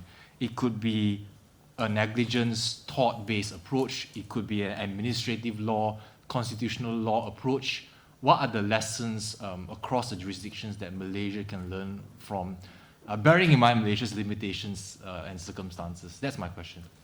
Okay, Karina, if you don't mind, I'm actually going to let them answer this first because I think it's quite a meaty question. So maybe I'll just let Johnny and Leah reflect on, answer that first and then go over to Tiayal. Go for it, Leah. Okay. Yeah, thanks for your question. Admittedly, I'm not completely familiar with Malaysian law, but maybe just when we talk about sort of best practices or what we're also seeing kind of play out across the globe. Obviously, as you rightly pointed out, there's sort of a different level of national climate laws in countries. But so if we kind of look at the point of constitutional law, that is one avenue that's has proven to take into consideration, or well, not proven, but that is based on sort of the very real and sort of everyday realities and concerns of citizens. And so, for example, if we look at the Constitutional Court challenge in Germany, that was decided a few years ago, that was based, again, it addressed the German law, but it also kind of pointed out lacks and lacunas and insufficiency of the German law on the basis of the Constitution, and specifically kind of argued, or what the claim successfully argued, was that the offloading of reduction burdens, but also the offloading of sort of climate harms onto future generations by taking insufficient action in the present would constitute sort of an untenable violation of their constitutional rights. And so I think that's a really interesting approach because it looks at how well, it includes the point of future generations, but it also kind of uses the language of sort of the burden that rests then on the future, and kind of saying that more action has to be taken in the present. And so I take to your point that the climate frameworks that exist or do not exist in Malaysia aren't aren't as developed, but I think that's an interesting angle to look at just because it argues that the insufficiency or even the non-existence of certain protective measures or certain ambitious climate action plans constitutes a violation of constitutional rights or human rights. I think we're seeing, when it comes to human rights, so very promising avenue because it allows for, or I think it allows for arguments that don't necessarily always require or aren't based on so fully developed climate frameworks. Yeah, thank you. It's a great question, and I'm always scared of offering lessons. Often I feel it maybe is the lessons that should come from you the other way in terms of what is good for Malaysia. I guess I was going to emphasise maybe three things, and Leah touched on one of them, which is basically that the absence of something like the Climate Change Act, which is a UK piece of legislation in Malaysia, I assume, with a set of an advisory body and a framework of targets and a requirement for the government to submit plans and all this kind of thing, does not get in the way of using these general laws to begin on the sort of process of climate governance. And I think that the lesson that I would draw from a lot of the litigation or the point that I would draw from a lot of the litigation elsewhere is that a rights-based approach has proved fairly durable as a means of doing that dividing line of how specific to go in this. And that brings me on to the second point, which is that I think certainly a lot of the bad examples that we've seen of failed sort of transition policy, they've often fallen apart or got into trouble because of a perceived lack of fairness, a perceived lack of justness, putting the burden too much on ordinary people, and so on and so forth. And I think, again, the rights-based approach provides a framework for trying to ensure that that is not the way that the policy is formulated. And then very finally, I guess that I just emphasize that a lot of these constitutional and human rights approaches are fundamentally about a duty of conduct and a process requirement, and therefore should be flexible enough to deal with the particularities of where a country is and where they are in terms of their governance on this. When you've got litigation against the Swiss government, then it's about the adequacy of their existing targets. When you've got litigation against the English government, it's about the adequacy of their plan to meet their existing targets. It may be in other countries the litigation that seeks to establish even the setting of a target. So that's kind of a short example of that. But yeah, hopefully that sheds a little bit of light without offering lessons fully. Thanks so much, Leah and Johnny, for those comments. So I think before passing over to Tiayo, I'm actually going to amalgamate one of the Hoover questions with the question that the gentleman asked just now. And I think also, Tiayo, with respect to Malaysian NGOs, I think drawing on lessons from global climate litigation, successes or maybe challenges, how could Malaysian NGOs push for comprehensive reforms on local resilience strategies? And I think that also partially covers at least what the gentleman was asking. Okay, thanks. So the first one is more on using the courts as a platform. So Reject's question was from that. As a passionate NGO, how do I use climate litigation to seek justice? Bearing in mind that the norms in Malaysia are still in the early formative years. The second question would be more on how would Malaysian NGOs, how can they leverage on these internationally established principles that are emergent in pushing for reforms. So I'm looking at more of reform, legislative reforms, etc. here.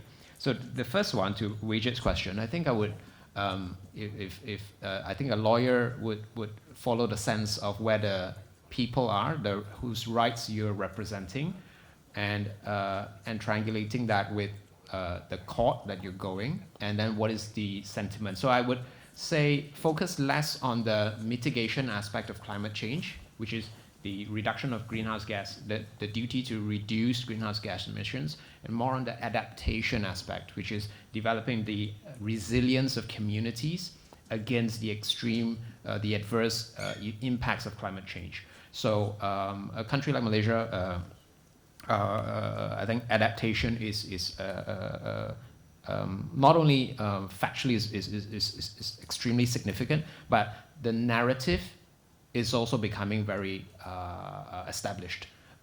It's very common in Malaysia now for politicians to blame climate change for poor development, so for floods, and they will say it's climate change. And so that's positive in terms of the narrative, and so suitability for bringing to court, because to match with the court's sensibilities. Because a hypothetical case for, let's say, Malaysian youths, very English fluent, going to court, taking Petronas to court, the judges would say, you know, go back to school. And so you may not go very far with that. So I think the framing of it, so I would say the adaptation aspect, improving, so because the adverse impacts of climate change, lots of communities are already facing it now. And then disproportionately, the poor, right, the marginalized communities. So that I think would be strategic. Now, on the second one, I think NGOs definitely can draw on so many of these emergent principles that are becoming so well articulated to push for reforms. I think the positive side is the government is becoming more and more open for inputs. So like in terms of the national education blueprint, has been, has been extensive public consultation. We've had, climate change public consultation panels have been formed by the Natural Resources and Environmental Sustainability Ministry, with lots of NGOs having the opportunity to participate in these consultative panels. So definitely it'll be leverage on this. So I'll stop there. Okay, thanks so much. I think we have time for maybe one last really quick question. And also Johnny has to drop off in about a minute or so. So maybe just say bye to him in case he has to drop off halfway. But in any event, let's have the last question. Sorry, Karina was in the line. Karina, sorry. My question really depends on the composition of the audience, because I guess before I even frame my question, how many of you are board directors versus NGOs and public interest-minded people who are looking for ways to file a claim, as opposed to board directors who are looking to defend a claim? Because the nature of the discussion is a very different one, right? And I have questions for you if we're talking about this from the director perspective. So what does the audience want? Are you directors or are you lawyers? This is quite interactive. Directors. Maybe I will stop right here. Okay. Turn it over to someone else. Oh, okay. All right. In that case, gentleman in blue. Hi, my name is Gregor Scott. I'm from Germany and also from the UK. So my perspective is. Hi. Yes, thank you. Hi, thank you for that information. My name is Gregor Scott. I'm from Germany and from the UK. And I have a focused question which is more on regulation, making it possible to do business, than litigation, making it possible perhaps to come after the fact and say, please stop. I'd like to see what is possible for Malaysia to say, please help us and let's do business. Yesterday, the Minister YB said there are 3 bases for the success of Malaysia, one of which is international trade. Now, if I look at things which are happening at the moment, there's a lot of push for EV and EV development, and worldwide resources, especially for metals and minerals which are difficult to gain, rare earth metals, there's a lot of drive to get these. We know that China is pushing as a dominance in the market, and we know that Germany and Europe are trying to catch up in some degree. Recently in Indonesia, there was a project which nearly took place, even up to the part of being funded between the BASF and Eramet, a $2.6 billion project to do nickel cobalt extraction. But at the last possible minute, the BASF pulled back with its partner and said, because the forest people of Tabelo, we can't do it for ESG reasons. Now, we saw last year that China was saying, why are you doing lithium mining here in Malaysia? And we know there's more than lithium in Malaysia, there are many rare earth metals. We know from a gentleman here that states are interested in making it possible for companies to access these metals. So the one key question I have is, European countries and companies are slightly different in the way they look at doing business now. We know that China is very aggressive in gaining the materials it wants, whether it's in Africa or whether it's also in Malaysia. European companies, as we've seen for the BASF pulling back, are actually more driven now by ESG compliance than they are by ROI. It's predominant. CO2 emissions, ESG compliance comes first before making a profit and investing. So, sorry, sir. So just to check, is your question pertaining to European companies acting in Malaysia and kind of the balance with respect to regulation? My question is, how can we increase rapidly regulation to be positive to enable European countries to come and work successfully with Malaysia with this ESG positive legislation to prevent the necessity of being sued in court? That causes many, many European countries so much stomachache they will not actually enter into a project. So for me, the predominance is ESG regulation for European countries to actually work together with Malaysia to increase exports for Malaysia. Okay, thank you. So I think in that case, let's maybe hear from both Leah and Zariel, because there is both sort of a European component as well as a Malaysia component. So maybe Leah, if that's okay for you to reflect first and comment. Sure. I mean, admittedly, I'm not an ESG specialist. That's not really what I work on. But I mean, we have seen sort of a lot of developments at the European level when it comes to ESG relevant legislation. So there's the EU Due Diligence Directive, there's also the Raw Materials Act, and there's also the deforestation legislation. So I think we're seeing exactly what the audience member touched upon, a lot of sort of efforts at times better than other times, but a lot of legislation coming out of the European Union setting standards for companies, business actors, in terms of when it comes to sort of transnational, well, not just transnational but also transnational conduct of their business, which we consider very important and relevant development, because we have in the past seen sort of that business actors have sort of conducted themselves differently abroad than they would in the European context, due to the lack of legislation or lack of implementation. And so that's correct. We are seeing a lot of developments in Europe when it comes to ESG and business impacts abroad. And I think I'll just leave it at that. Okay, thank you very much. So yeah, very quickly, I think yes, that's. I think the regulatory framework for sustainably mined rare earth, if that, how to avoid greenwashing in terms of the products that come out. So Malaysia has clearly become conscious of this potential, and it's put in taken key steps in market making and capacity building the various actors. So there's regulatory preparation that's happening that we see with some degree of public consultation around some of these frameworks. There's academies of sciences. Malaysia is shifting in the emphasis on kind of emphasizing on the importance of the scientist role meet the emergent market demand. And various states are looking at how can they amend their forestry laws to do mining in permanent forest reserves wherever these mines are found. So, but you're right. I think how we go about devising these regulations and policies, they not only have to be effective in producing the product itself, but the integrity of it from an ESG perspective is key. And I, so in terms of the Ministry of International Trade and Investment, MITI, they have been leading the way in developing industry-specific ESG standards.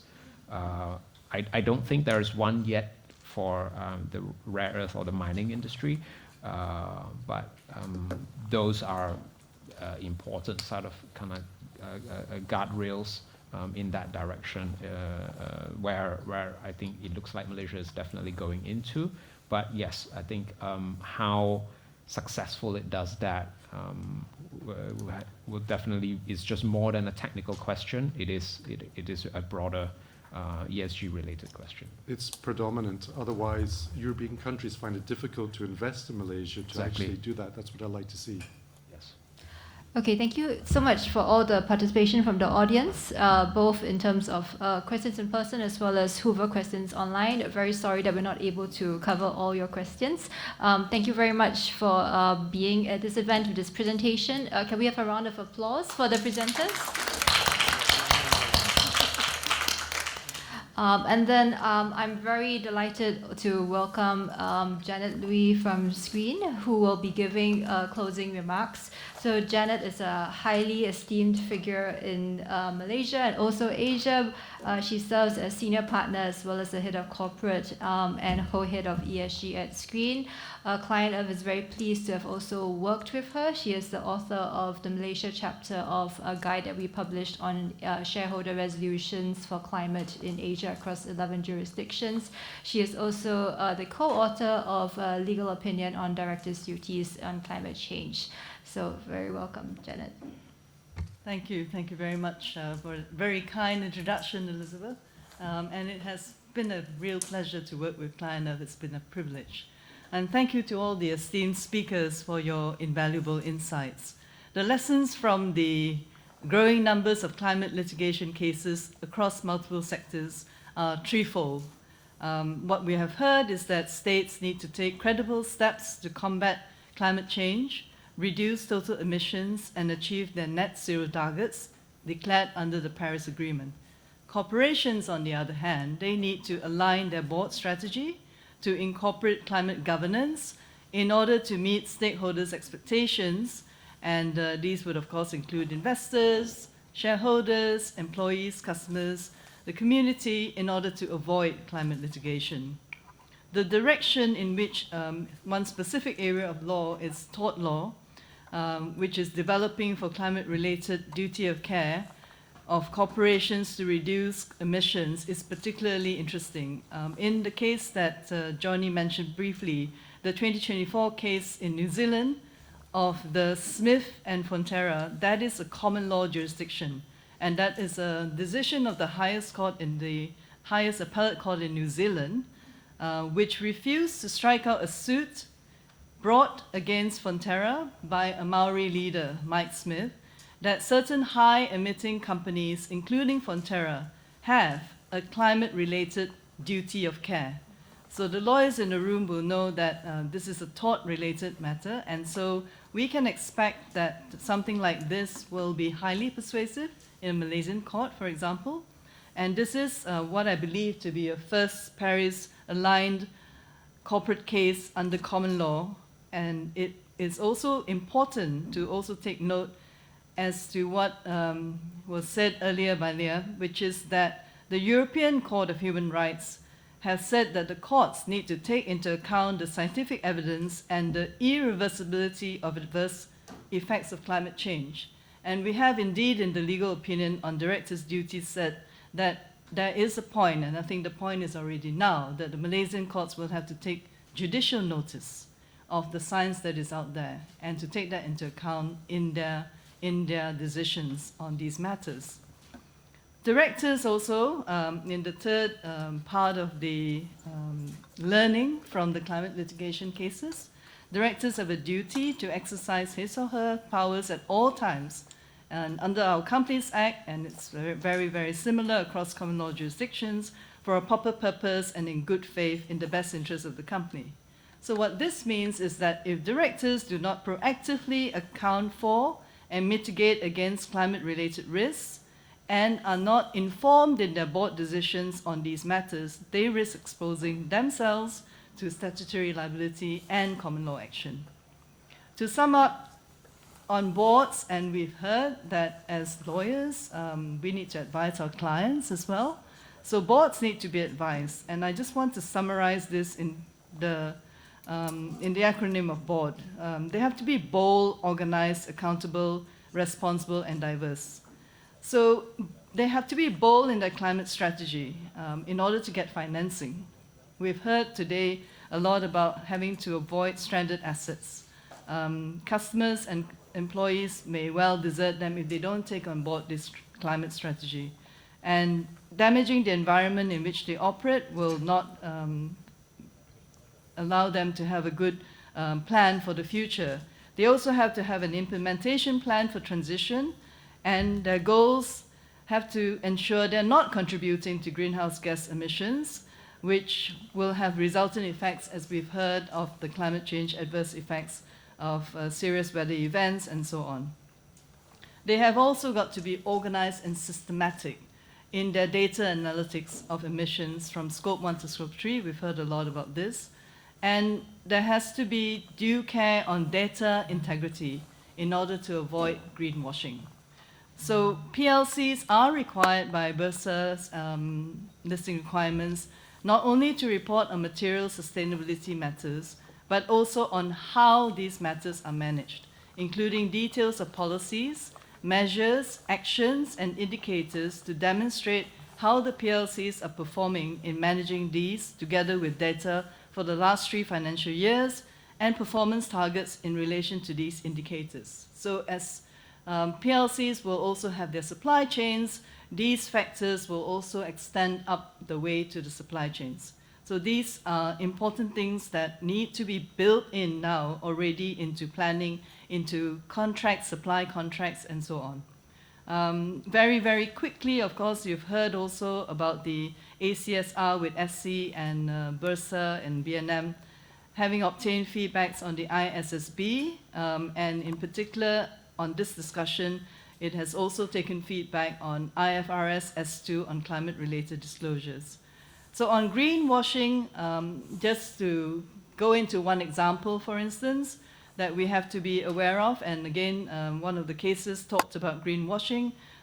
Innocent Drinks in the UK, they advertised to consumers to get fixing done on the planet, and they had cute cartoon characters on the bottles. If you've ever bought their drinks, they're very, very attractive. They make you want to buy it, with the message that you will have a positive environmental impact by drinking their drinks. Actually, what happened was that the UK Advertising Standards Authority banned that advertisement as they misled consumers over the firm's environmental impacts.